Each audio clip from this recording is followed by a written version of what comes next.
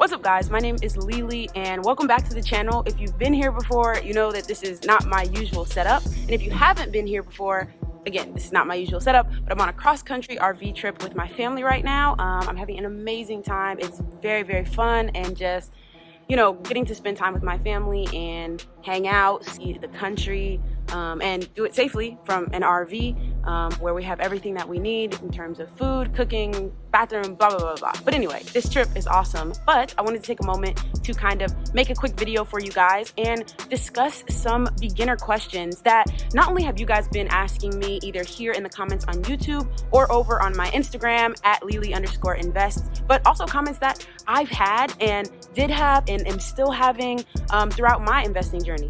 I am not a real estate guru. If you guys have seen my videos before, you know that I'm just someone who was fortunate enough to learn about real estate from family members who have been real estate agents in the past, as well as some mentors who have started to build wealth and financial freedom through real estate. And I dove in and started learning as much as I could about 2 years ago now. And now that I'm a little bit into this journey, like I'm not a guru, but I'm not a complete beginner. I've got some properties, I've got some income coming in. I want to kind of share with you guys what I've learned so far. So this is just going to be kind of a quick chat for us, a beginner to beginner question and answer session, and a thank you to all of you who have been supporting. I want to make sure I get to your questions. I want to make sure I support you guys on this journey as much as possible. All right, it's hot. I mean, half the country is on fire. It's so hot. Coronavirus is here, looking like to stay for a little while. Man, but we're gonna dive in. And if you guys appreciate the content on my channel, you can support by just turning the like button blue or subscribing if you haven't already. And if you really, really want to support, the best way is just to let one of those ads, just let it play. Go to the restroom, go get something to eat while it plays, and then come back to the video. It's the best way that you can help a content creator kind of continue to create content, is to not skip the ads.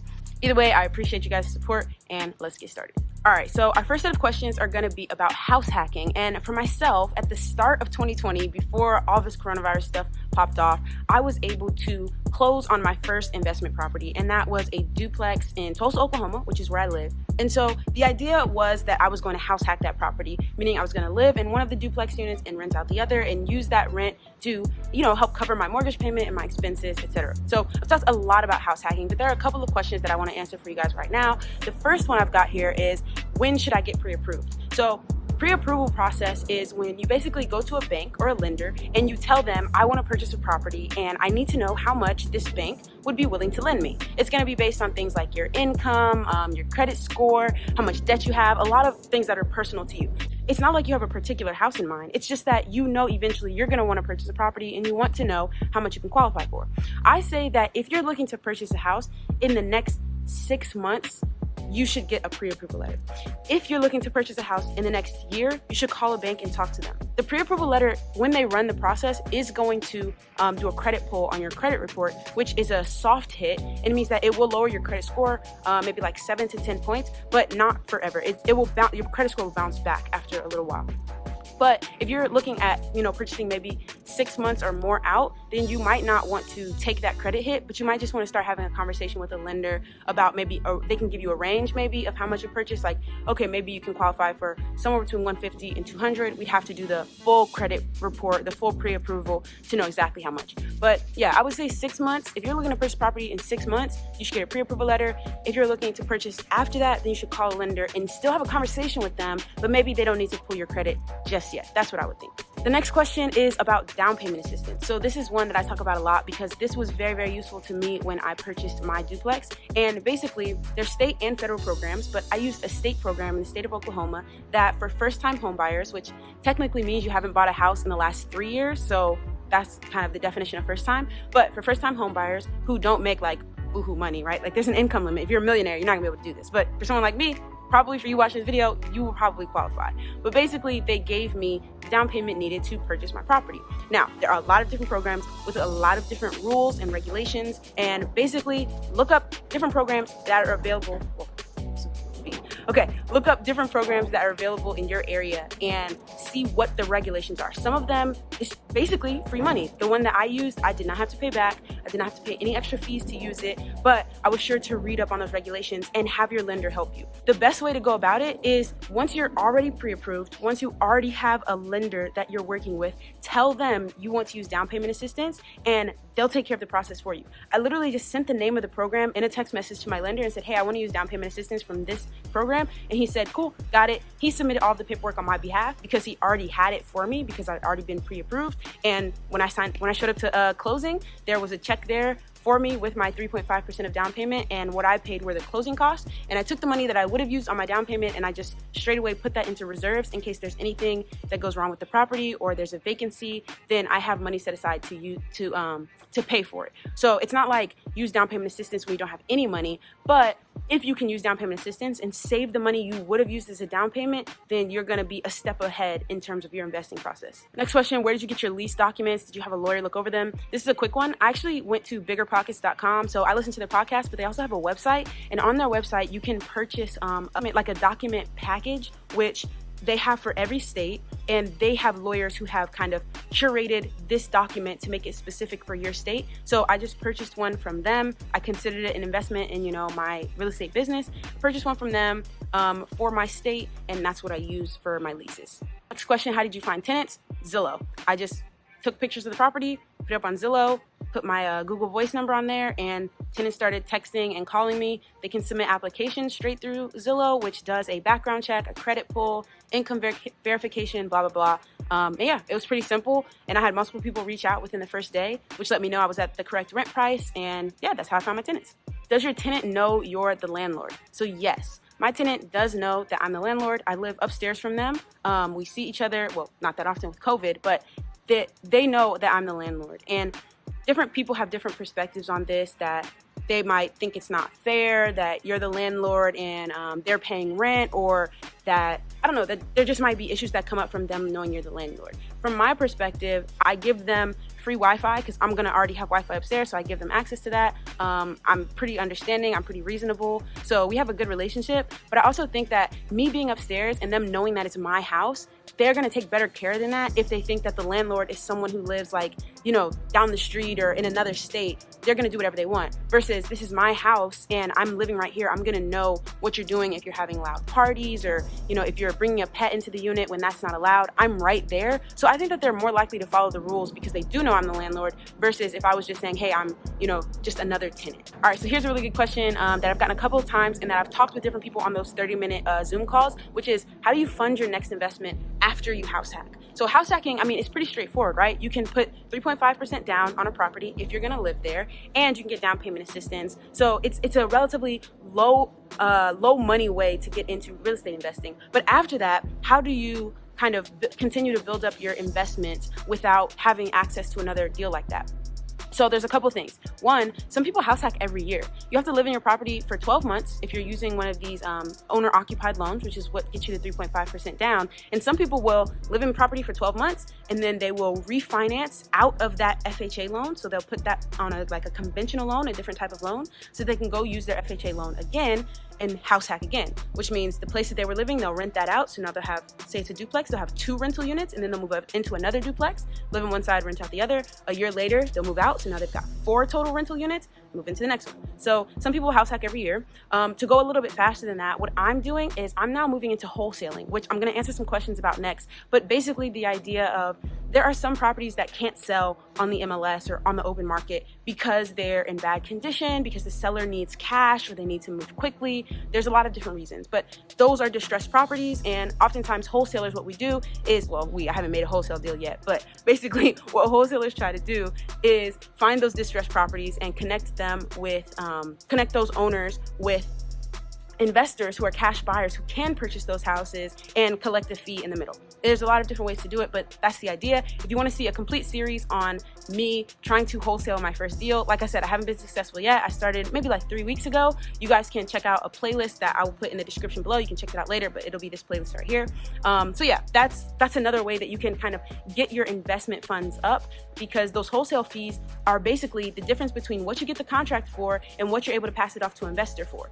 And so if you can make 5, 10, 15, 20, I don't know, $1,000 per wholesale deal, then you can start to get your investment funds up to then use those for different strategies like BRRRR investing or getting more rentals, et cetera, et cetera. So that's what I'm doing. And so I'll move into some wholesale questions for you guys now. First one is, what app do I use when driving for dollars? Driving for dollars is a strategy that basically you go out in your neighborhood and you're looking for distressed properties. And it's really good to be able to, one, keep track of what properties you find, and two, kind of know the details about those properties right when you're looking at them. And so I use PropStream's new mobile app. I'll link to it in the description below. It's a link to a 7-day free trial for you guys. And if you do purchase, I will get a small percentage of that purchase. It's actually a discounted rate if you purchase through my link. So it doesn't cost you anything more, helps support the channel. But yeah, I pay for it every month. That's what I use. And basically it keeps track of all of the properties that I select and find when I'm driving for dollars, as well as let me see information on them, like are they vacant, when was the last time they were purchased, et cetera, et cetera. All right, next up. How do you find contact info for homeowners? So yeah, same thing, PropStream. And this one I do on the web version. So there's the mobile app, and then you can just go to their website. And basically it's something called skip tracing. I'll make another video showing you guys how to do that. But yeah, I skip trace the list, which you pay like 25 cents per phone number. And then you get the phone number of the owner of that property. And then you can cold call them, which I did in this video. So yeah, that's part of that playlist that I'll link to you guys down below. And the other question was, how do you find cash buyers? So you can do the same thing. You can skip trace cash buyers, so investors who have purchased properties for cash in that area. You can do the same thing, skip trace their phone numbers and cold call them. You can look on Facebook groups, like your local investors Facebook group. You can post your deal there, reach out to cash buyers. Craigslist. You can call bandit signs and see if they're just wholesaling or if they also make cash purchases as well. There's a lot of different ways to find cash buyers. Next up is, how did you find a title company to work with? So for this one, I actually just Googled title companies, Tulsa, Oklahoma, wholesaling. And on different websites, the title companies, sorry, it's a really loud motorcycle. Okay, so on different websites, like the title companies have written in that, hey, we're wholesale friendly, or we work with wholesalers. And I just called up a few and asked them, do they handle wholesaling and assignment contracts and extra earnest money deposits and kind of all the things that will be involved. And yeah, I found one lady who just was really, really great with answering my questions and kind of talking the process over with me to make sure I felt comfortable. And so that's the company that I'll be using. And then finally, question about what contracts do you use, both for the owner of the property who's selling it and for the investor or the cash buyer. So the owner, between the person who's selling the property and yourself, you're going to use what's called a purchase and sale agreement. And this is a typical contract, the same contract that I used when I was buying my duplex. Real estate transaction has to be done with a purchase and sale contract, which just lays out the purchase price, the closing date, all of the different terms. So that's not different between you and the owner of the property. Now, what you're going to do when you're wholesaling is you're actually going to assign that purchase and sale agreement that you have with the homeowner to the investor. And so I've got the purchase and sale agreement over here between us two. And then over here, I've got an assignment contract, which basically says, this purchase and sale agreement I have, I'm going to give the investor the right to buy it from me. I'm going to assign it for them. I'm going to assign it to them for a fee. So let's just imagine that I get a property under contract with this homeowner for $80,000.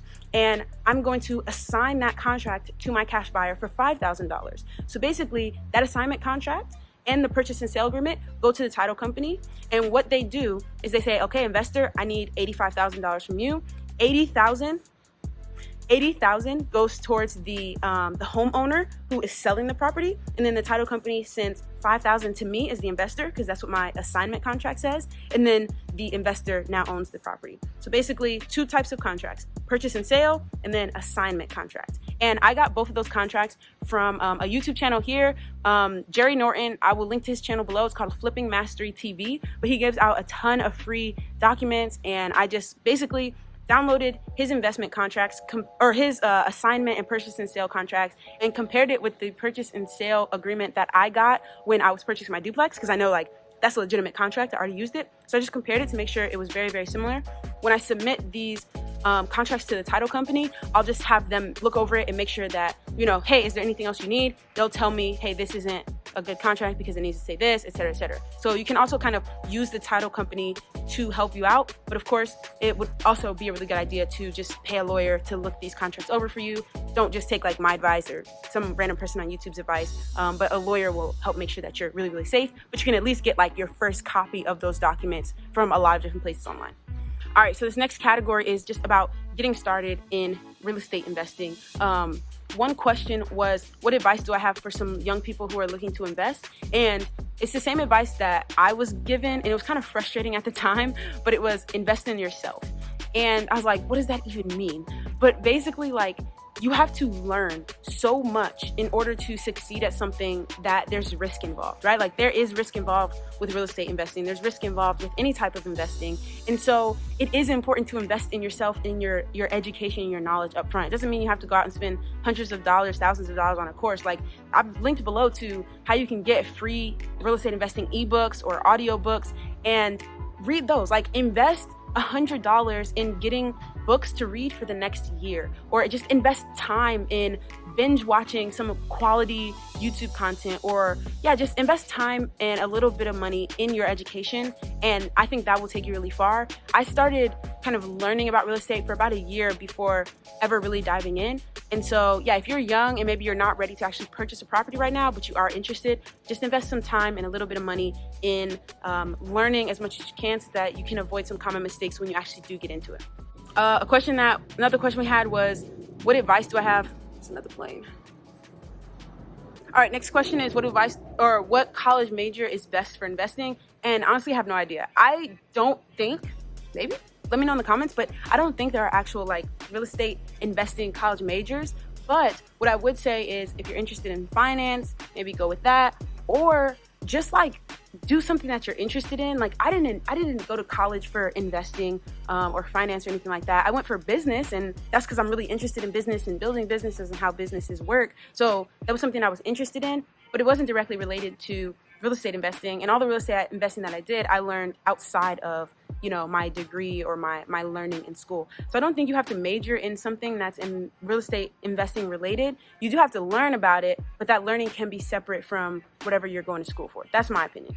All right, so next question is, how do you get started if you have little money or low credit score? And I did another video that I'll link to, this video that I will link to in the description for you to watch later, but it's basically about how to get a loan if you don't have a ton of money, both in terms of your savings and your income, and how to do it if you have a low credit score. The FHA loan, which is from the Federal Housing Administration, is built for first-time home buyers or people who may not qualify for other types of loans. But, and this is a big disclaimer, I will say, like, if you don't have, enough money to kind of be safe and be a responsible homeowner, where if something goes wrong, you're going to be able to pay for it, because you don't ever want to be in a situation where you have tenants depending on you for safe housing, and a water heater goes out, or a kid throws a rock through the window, or something happens and you need to take care of it in order to make sure that the people who are living in your property are safe and comfortable, and you can't pay for it. Like, you don't ever want to be in that situation. So make sure, like, yes, you can qualify for a loan even if you don't have a ton of money, but I think you should kind of focus on getting your reserves built up so that you can invest responsibly and not just like dive in if you don't have any money. I think that's kind of my perspective, because you want to make sure you can take care of the property, take care of the people that live there. These last two questions I'm going to put together. They're about other ways to invest in terms of the stock market or real estate investment trust, which you can purchase through the stock market. And I've done a video right here on real estate versus stocks. I'll link to that in the description below for you to watch later. But I will say that I think that both investment strategies obviously have their merit. There's a lot of pros and cons that I talk about in that video, but what I think is stocks and real estate investment trusts are kind of like a slow burn. They are, I put a small amount of money in each month and then leave it alone. Like, the stock market is going to go up and down. On paper, I might have lost money. I may have made a bunch of money, but I'm not going to sell and buy my stocks. I'm not a day trader. I don't know that much about the stock market to kind of do that. What I do know is if I put a set amount of money in and just leave it for, I'm saying, like decades, like 10, 20, 30, 40 years, at the end of it, I'm going to have more money than I put in, and that's going to be a good investment. On the other hand, I'm trying to use my real estate investments to kind of make money more quickly, and those are just two different perspectives. So for me, I put more of my money into real estate because that's what I'm really going for right now, to move quickly towards financial freedom. But I also have, a safety net of a certain amount of money in the stock market that I'm just going to leave alone. I'm super excited about this wholesaling thing that I've been on. We've seen some success so far, some failures. I will continue to update you guys and just be completely authentic about this journey and what it's like to really be a real estate investor trying to get this thing off the ground. There's a lot of channels out there for people who have, hundreds of rental properties and are already millionaires, and and they have great advice. They do, and I watch them as well. But what I'm trying to do is just show you guys what it's like from the beginning and give you a really, really authentic look into what it's like to start, and hopefully that will help you guys just as much as those huge channels. So I appreciate your support. I have more videos coming for you guys. I hope you're enjoying your time and you're safe, happy, and healthy out there, and I'll talk to you guys soon. Thanks for watching.